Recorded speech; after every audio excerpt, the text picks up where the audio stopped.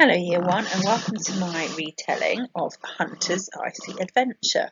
The story is written by Ellie Jackson and the illustrations are by Laura Corwood. Let's get ready.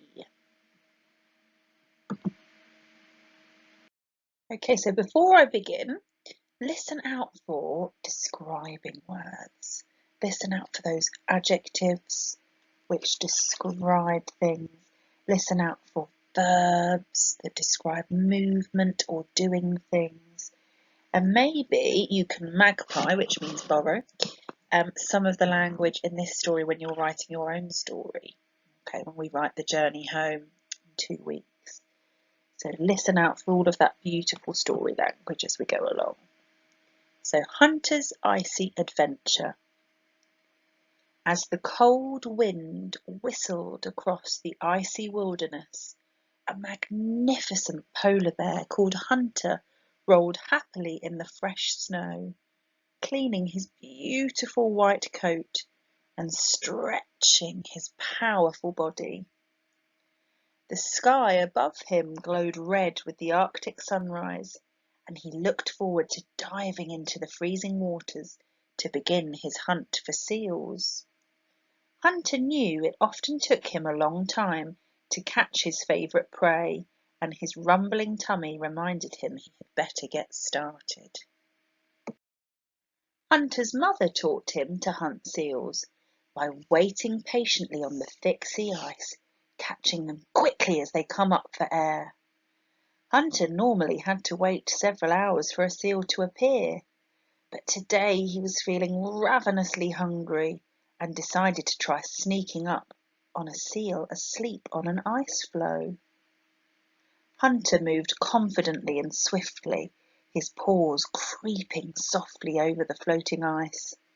Slipping into the icy waters, he swam to the next floe before climbing quietly out of the sea. Many times he repeated this pattern of walking and swimming until he spotted several large seals sunning themselves on the ice just ahead. Gliding through the inky deep waters, Hunter waited for his breathing to slow before launching himself up onto the ice just in front of a sleeping seal. Completely taken by surprise, the seal dived for the sea, barely escaping Hunter's impressive jaws, which hungrily snapped shut on thin air.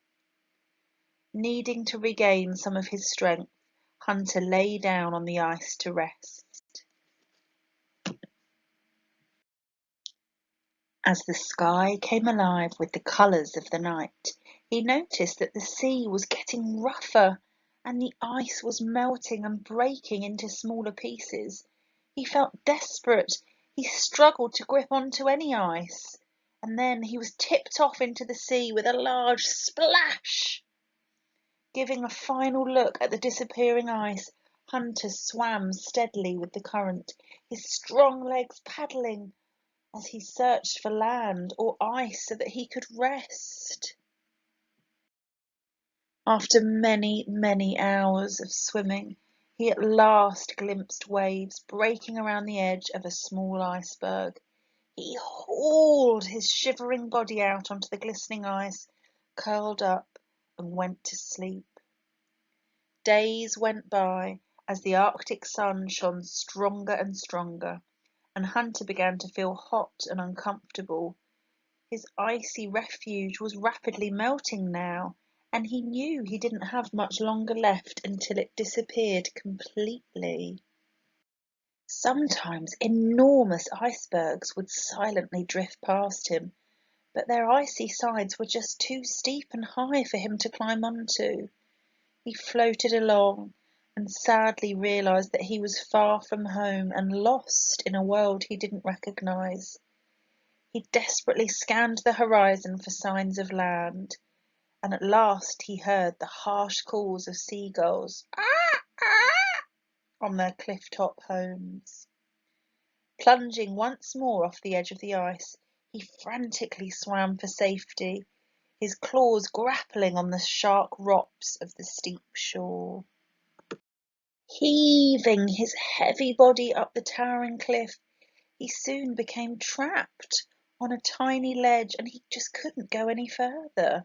It was too steep for him to climb up and too far for him to jump down. Just then a loud noise startled him as a small helicopter hovered nearby. The pilot and tourists had spotted the trapped polar bear high up on his rocky perch and realised that there was no way out for him, so they had called the rescue services. Arriving shortly, the rescue teams worked out the best way to reach him. They knew that polar bears can be aggressive and dangerous animals and can easily cause humans harm if they go too close to them or if the polar bears feel threatened. The brave vets leant out of the rescue helicopter and fired a harmless tranquilizer dart at Hunter on his shoulder, which made him drift off to sleep. The Coast Guard team then really quickly attempted to reach him. It's getting very dramatic now, isn't it? Using ropes and safety gear, the rescuers climbed down the treacherous cliff and tried to wrap Hunter in a strong cargo net so that they could lower him to the water below. They knew the large polar bear could wake up at any moment, and the danger they were in was extreme. Suddenly, oh no, just as they were about to start lowering him down, one of the ropes broke and Hunter started to fall. Hanging upside down and held on by only one rope around his back leg, Hunter finally fell with a giant splash into the calm sea below. Floating in the water, still fast asleep and unable to swim, the boats moved quickly next to him. With a huge effort, the crew lifted Hunter's magnificent head out of the water so that he could breathe, and they towed him towards the safety of the local beach. The place where Hunter had come ashore was near to several towns, and it was too risky to leave him close to where people live, so they decided to take him back to the place where he belonged. Still peacefully dreaming of his frozen home, Hunter was securely placed in the strong net before the helicopter lifted him up and headed north towards the ice. Finally, as he was lowered down and released onto the hard ice, the helicopter sped away and Hunter started to wake up. Feeling safe at last, he rolled excitedly in the sunlit snow before setting off to explore his new home. The land was showing signs of spring as the ice was melting away and rocks and new plants were pushing through the frozen ground. Hunter settled down patiently to catch his food. He realised he was happy again, back at home and hoping that he could hunt, swim and explore once again.